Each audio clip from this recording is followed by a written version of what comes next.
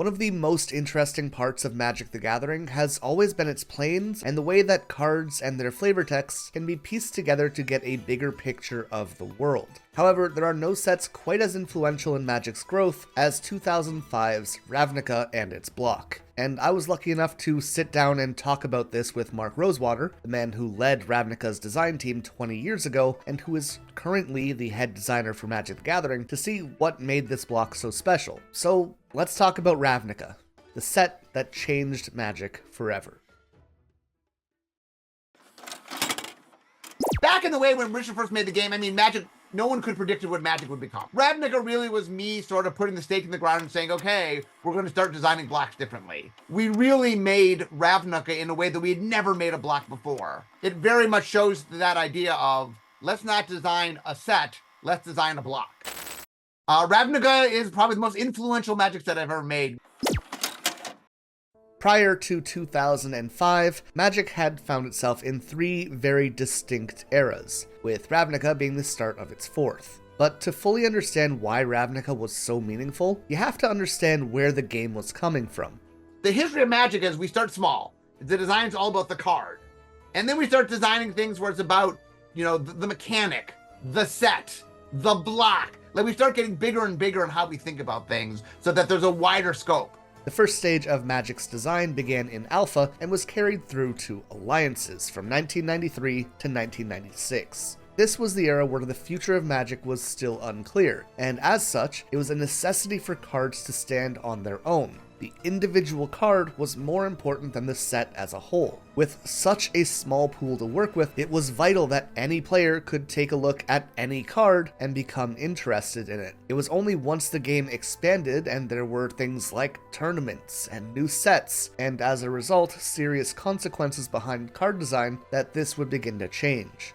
In the early days of the game, there wasn't even a true head designer, and instead, the role would be effectively carried out by Magic's creator Richard Garfield, along with the East Coast playtesters, these being Scaff Elias, Jim Lynn, Dave Petty, and Chris Page, the same people who would be responsible for designing Antiquities, Fallen Empires, Ice Age, and eventually Alliances. This mentality of making each individual game piece something special and evocative would allow Magic to explode in popularity. However, that didn't come without its downsides. There was a pretty severe lack of connective tissue. The color pie, the rules, the templating, and so many more things which we almost take for granted as being set in stone today were loose and underdeveloped in this era. More often than not, these two were being set on a card-by-card basis. One of my big things is, if you look at the history of Magic, like, if we go back to Alpha, Richard designed making every card shine as much as it could. It was very what we call card-centric design.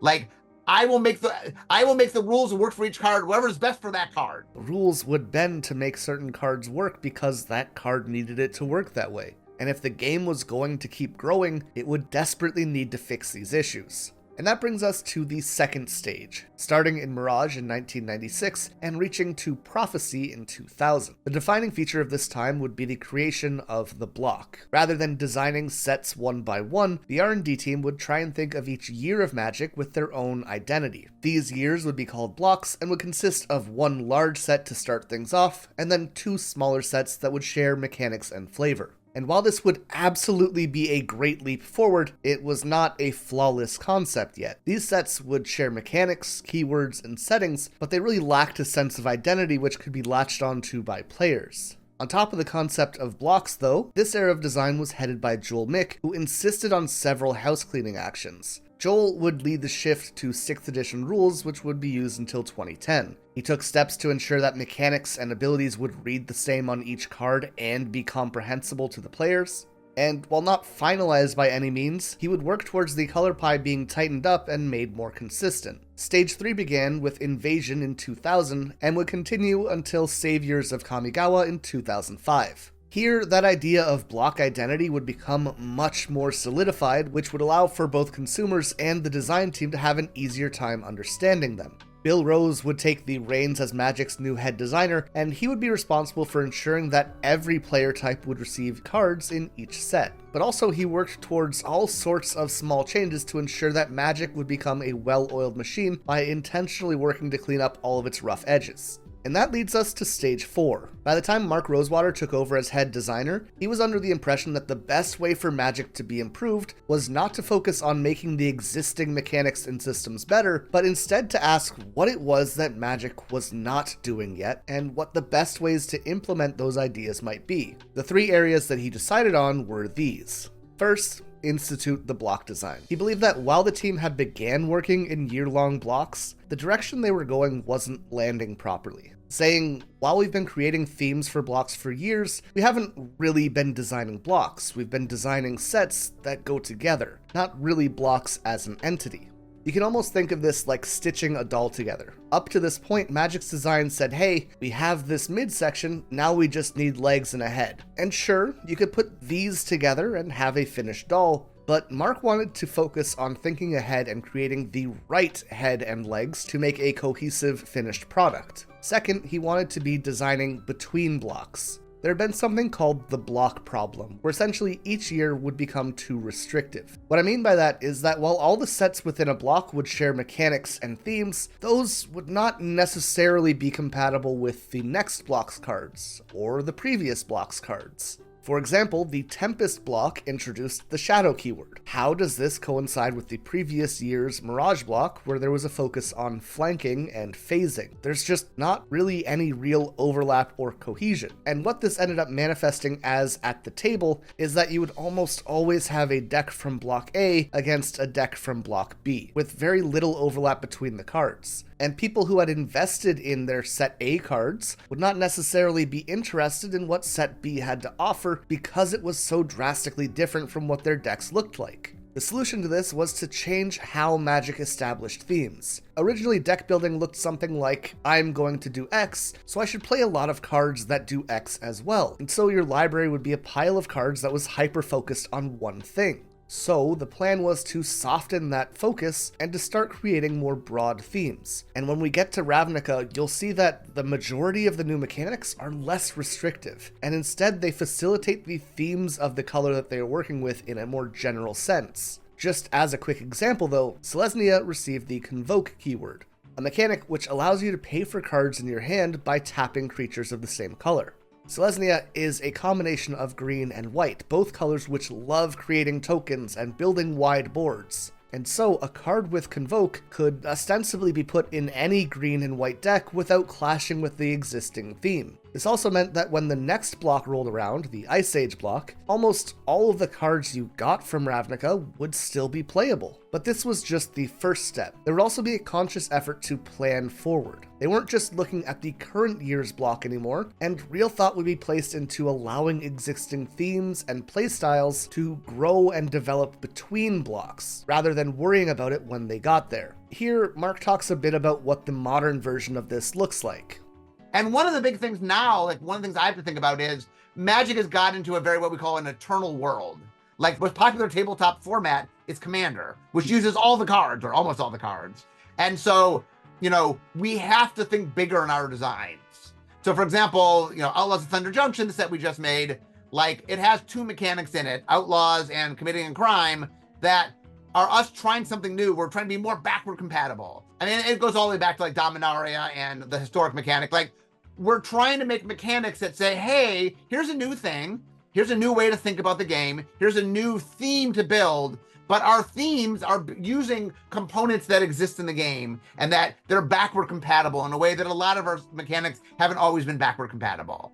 And Ravnica really was the start of that, Like one of the cool things about caring about color pairs is, you know what? We made colors before that. Like, if you want a red-green deck, there were a lot of red-green cards that existed before we made the Gruul, right? That red-green it wasn't like we invented a brand new thing. We just labeled a thing that already existed and gave it some definition, but it existed before that. And so Ravnica really was the earliest stages of that kind of thinking. And finally, third was design and creative integration. This was more of a behind-the-scenes change, but when Mark was made into the head Magic designer, he was also put in charge of the creative team. Prior to this, typically the design team would finish their work and then hand it off to the creative team, and that sometimes led to inconsistent theming. But Ravnica would be a set where both teams would be integrated from day one of design, and as a result, the flavor of this plane radiates through every card, mechanic, and theme that they would explore. This world feels alive, it feels believable, and as we are introduced to the guilds and their philosophy, everything seems to flow cleanly from one factor to another, and it's all tied together so well. So this idea of unity between creative and design teams almost became the foundation of what the set would be built up into. Before Ravnica, a lot of the ways we did sets is we'd make two mechanics, and that's how we sold the set. Look at these two mechanics. And Ravnica really was, Invasion was probably the start of this, but the idea of, okay, we're now going to be about themes and it's not just about what the mechanics are. And that was really different. The idea that like the mechanic took second place to something else. And the other big thing is once you make a set in which the most compelling thing about the set is the structure of the set, is the feel of the set, and the mechanics take a second, come back to that, it really reinvigorates how you think about making Magic sets. And hearing all that, there's almost a beautiful irony in the fact that the first set that focused on combining colored pairs would also be the one to bring two teams together and to create a truly fluid world. And with all that in mind, we are finally able to open up the gates to Ravnica and explore the city's origins. Nothing ever changes in Ravnica. For countless millennia, cities have covered the entire plane, and eventually they ran together into a vast megalopolis, a patchwork of grand halls, decrepit slums, and ancient ruins. Where eons ago nature had existed, now mountains were replaced by towers, rivers by aqueducts, and its grand forests reduced to rare sightings of tiny parks and gardens. While nations of other planes might divide their world, Ravnica is only defined by its geography, its culture, and the 10 guilds that run the world. By the time we made our first visit to Ravnica, the guilds existed in a constant struggle to gain dominance over one another. However, this battle was nothing compared to the all-out war that used to exist here. The conflict ended when the Peruns, the original 10 founders of the guilds, put aside their differences to create the Guild Pact, a treaty which defined the role of each guild and set the stage for harmonious coexistence. And this quick story would be the foundation of a world where we could explore mixing colors in Magic the Gathering. When you take two colors and you mix them together, there's just something fun about that. Like where's the overlap?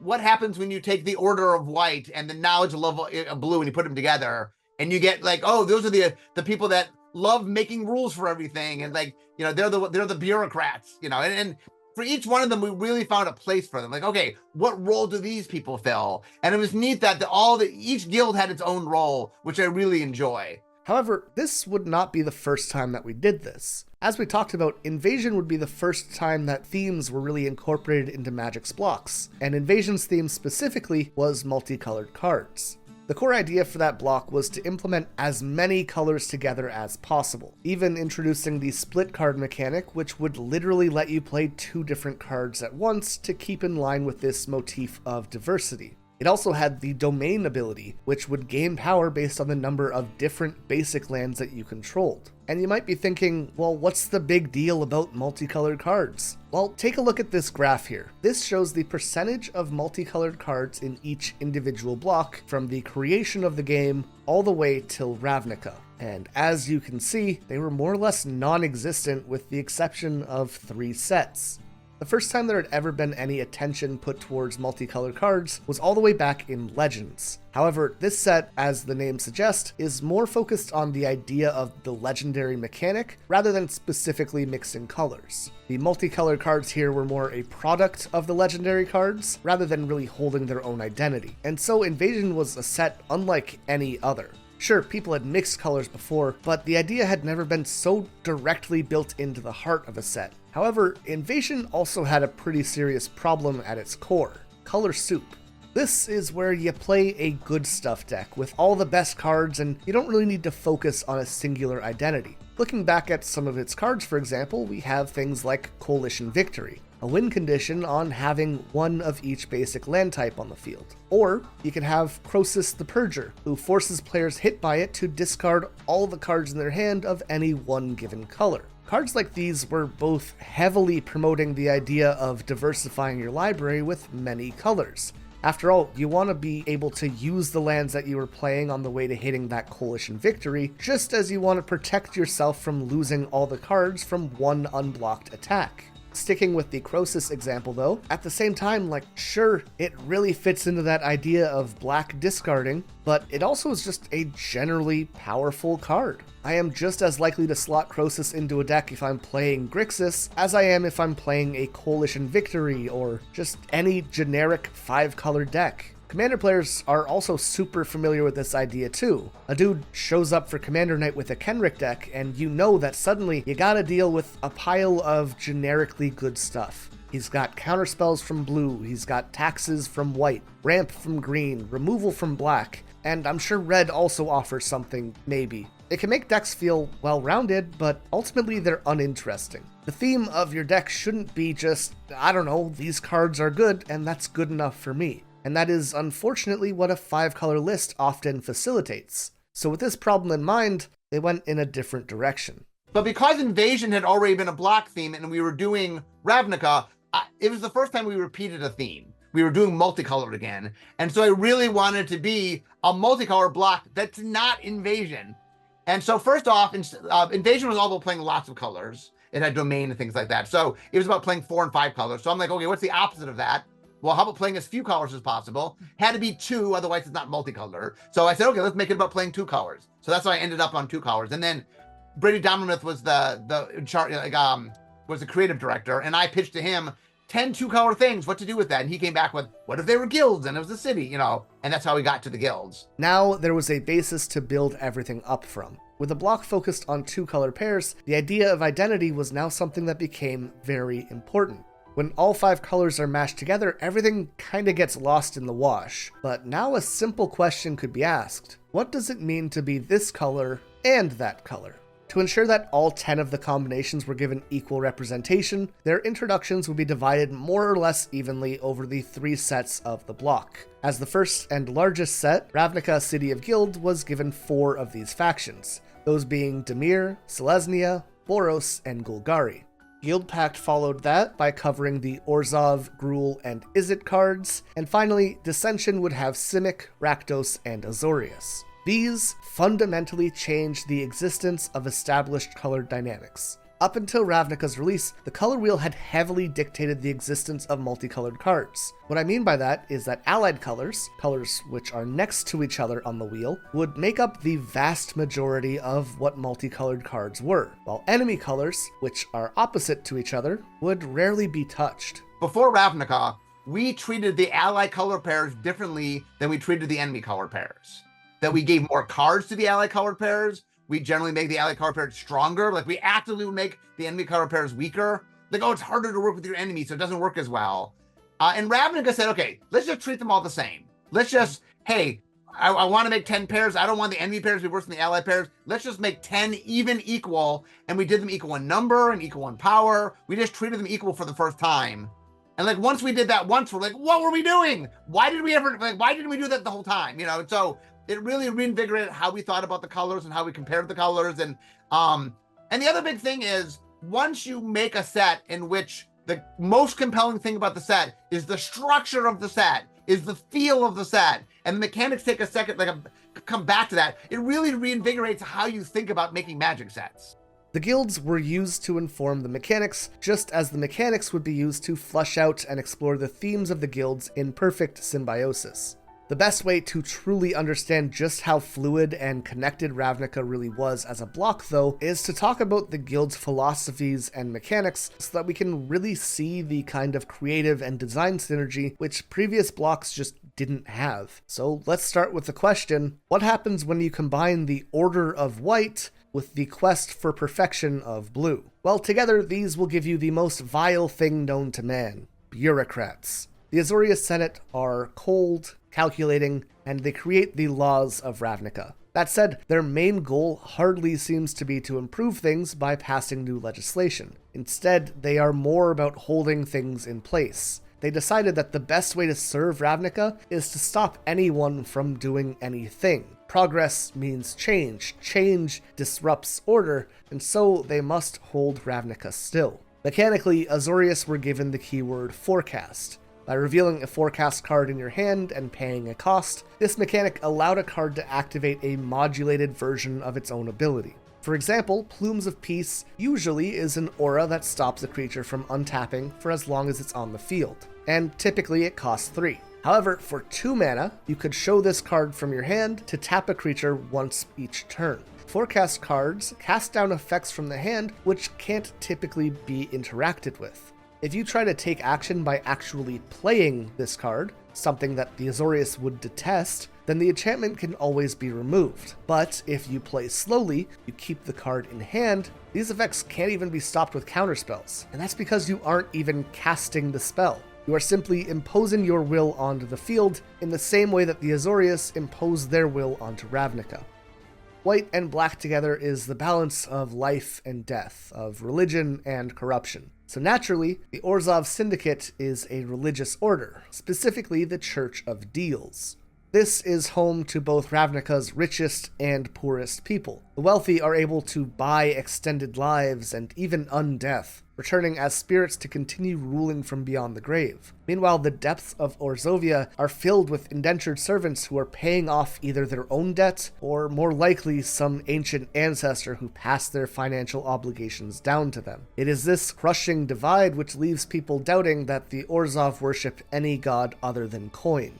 And this would be represented through Orzhov's keyword, Haunt. When a haunt creature died, they would be exiled, and another creature would be haunted by them. Finally, when the haunted creature died, some effect would activate. Quite literally a manifestation of one person's debt being passed on to someone else.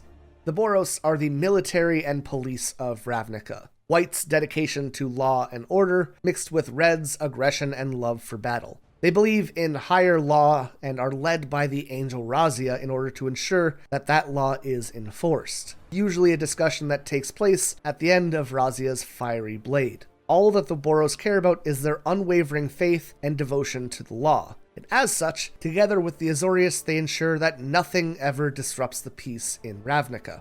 Their keyword was Radiance, amplifying any effect to spread to all creatures which share a color with a target. Just as a military unit acts in unison, so too do Boros' spells have a sweeping effect which covers an entire group. The Selesnya Conclave is effectively the socialist Green Party. It takes the sense of community from White and mixes it with the feeling of growth you get from Green. All who are part of the Conclave are communal leaders, while all of those outside of their guild are considered to be lost. Depending on your perspective within Ravnica, you might see the Conclave as a group of selfless, nurturing spiritualists, or you might see them as a brainwashing nature cult. Regardless, all they really care about is spreading their agenda by collecting more members. And that brings us to their keyword, Convoke. By tapping creatures, Convoke lets you summon cards from your hand at a discount, effectively using your creatures as missionaries that spread the good news of the Conclave.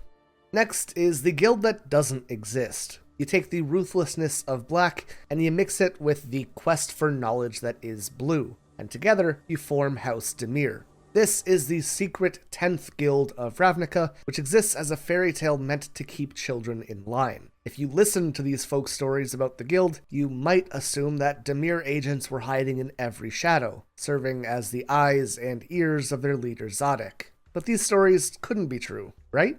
This secrecy is Dimir's strength, because you cannot fight against those you cannot find.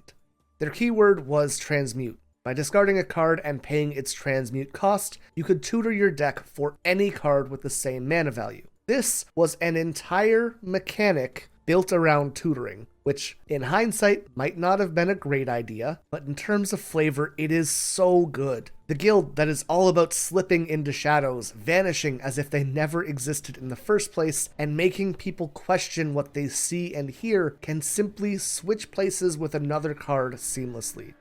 Moving on to the chaos of red and the quest for knowledge of blue, and there you have the Izzet League. This guild is responsible for the technology of Ravnica. They don't care about power or money. Instead, they are solely focused on the study of metamagic. That is, how magic works and how best to use it in their inventions.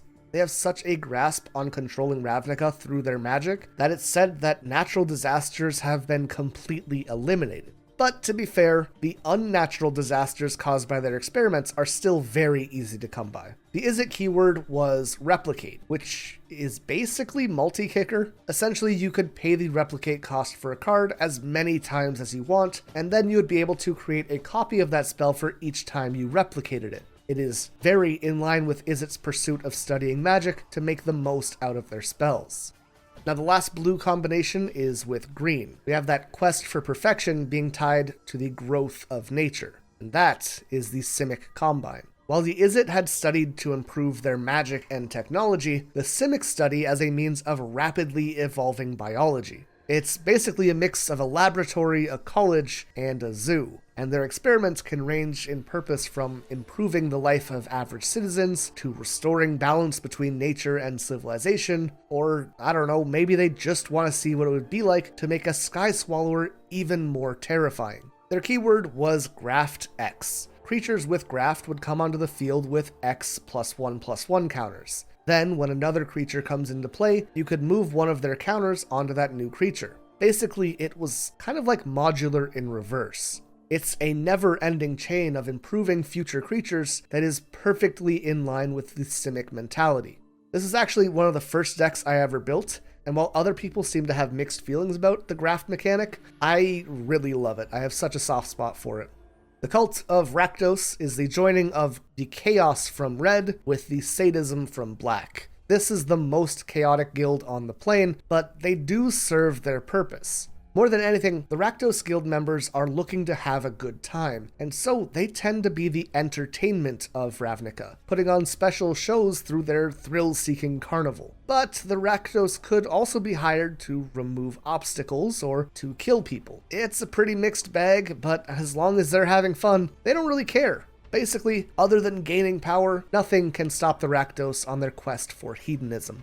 And their keyword completely fits with this devil-may-care lifestyle. This mechanic was called Hellbent, and it activates when you have no cards in your hand. Basically, you play as fast and as risky as possible, you refuse the idea of hand advantage, and you rush your opponent down. You live recklessly and in the moment, and that is what Rakdos is all about.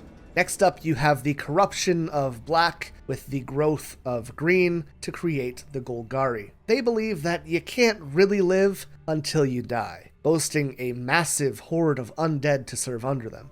The Golgari exist in Ravnica's Undercity, slowly taking over abandoned areas as they spread their influence. They see power in growth, and with each person who dies in Ravnica, they grow just a little bit more. The Golgari keyword was Dredge, probably the strongest of all Ravnica's new mechanics. Dredge embraces the Golgari's necromancy as it turns rot into creation. Cards with Dredge would allow you to return them to your hand by skipping your draw step and milling X cards instead. This would lead to really powerful recurring threats, but more importantly, it would create an ever-expanding graveyard, which was just begging to be reanimated and put into your service.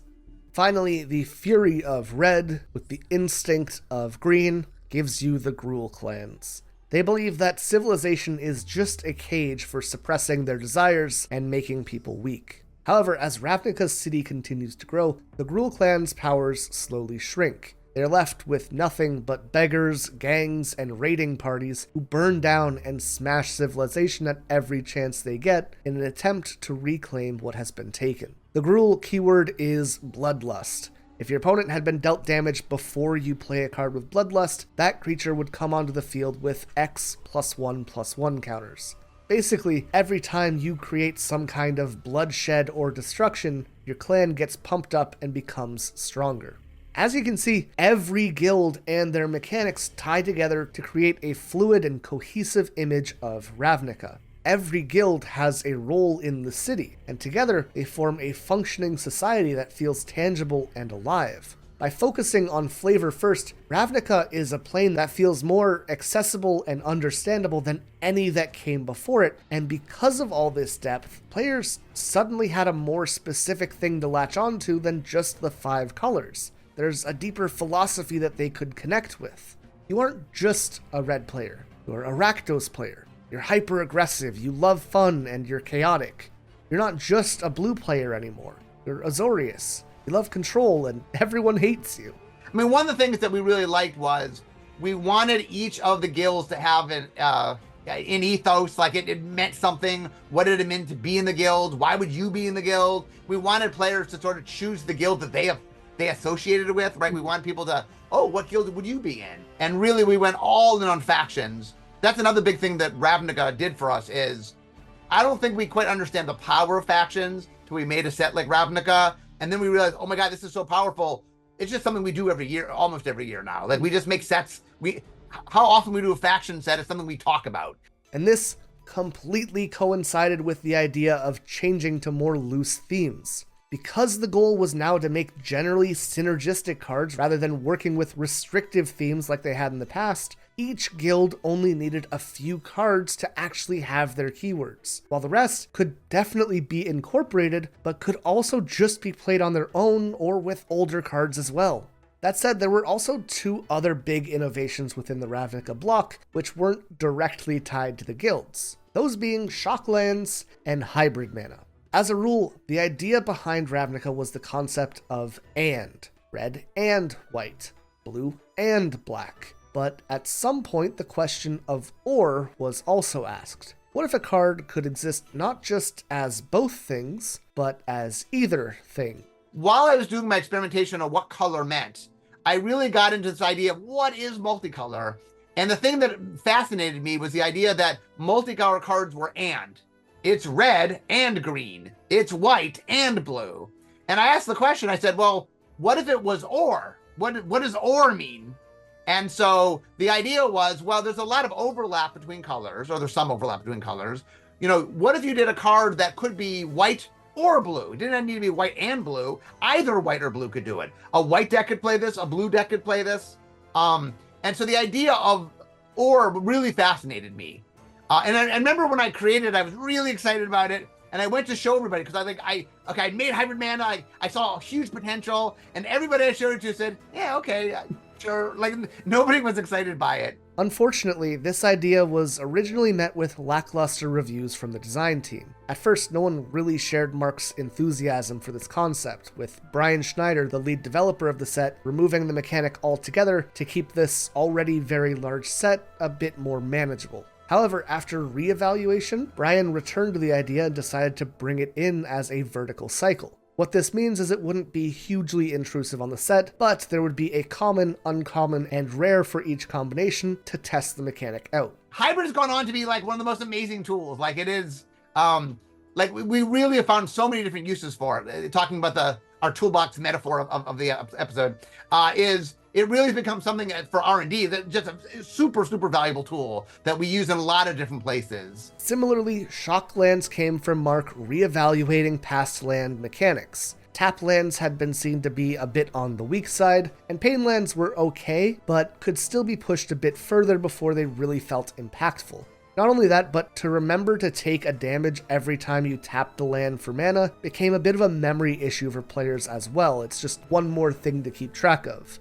And so he developed an idea for combining and slightly improving these concepts. Shocklands would be introduced as a choice, and or. You could either have them enter the battlefield tapped, or you could take a single instance of 2 damage to have it come in untapped. And it's kind of funny that in a set all about and ideas, the 2 mechanics which functioned as or ended up being some of the most impactful and beloved. Overall, I think it would be pretty hard to argue anything except that Ravnica's impact on Magic the Gathering is profound and lasting. After all, there's a reason that it's become one of the most popular and beloved planes. It marked a pivotal shift in design philosophy that transformed how sets were conceived and implemented. By introducing the concept of guilds, Ravnica fostered a deep connection between mechanics and flavor, creating a plane where every card and theme felt intricately tied together to be part of this world. A big sign that we had done something really compelling, and that, look, we sold the set more on the feel of the set and the mix and matching than we did on what the mechanical execution of what the mechanics were. And so that's a good sign that we've done something really compelling, because normally the first question people ask is, well, what are the new mechanics? This innovation completely revitalized the game's perspective on making multicolored cards in a way which had never been done before and which offered players a more personal and immersive experience. I don't think we quite understand the power of factions till we made a set like Ravnica, and then we realized, oh my god, this is so powerful. It's just something we do every year, almost every year now. Like we just make sets.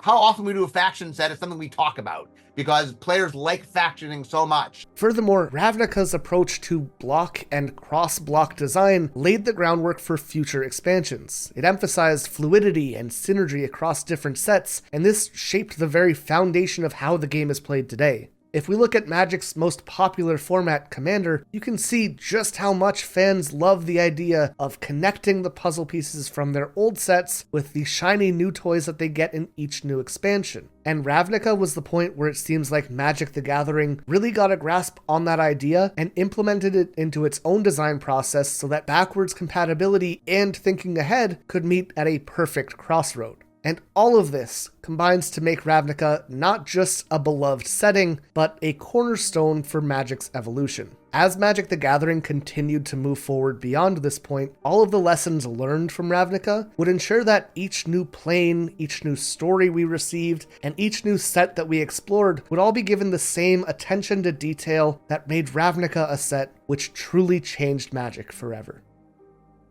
Thank you all so much for watching. I hope you enjoyed this deep dive into Ravnica's history and how it changed Magic the Gathering. If you're interested in the full interview with Mark, as you've seen throughout the video, it is available in its entirety on my Patreon, and by supporting me on Patreon, you can ensure that more videos like this will be in your subscriber feed, as long as you click that little button down below. That said, this is a new channel, so leaving a like and subscribing would be hugely helpful, and if you're interested, you can also check out my video on the history of the Eldrazi, or just on color combinations in general, which I'm also uploading today. But with that said, I am officially out of mana, so I'm going to end things here, and I will see you all in the next one.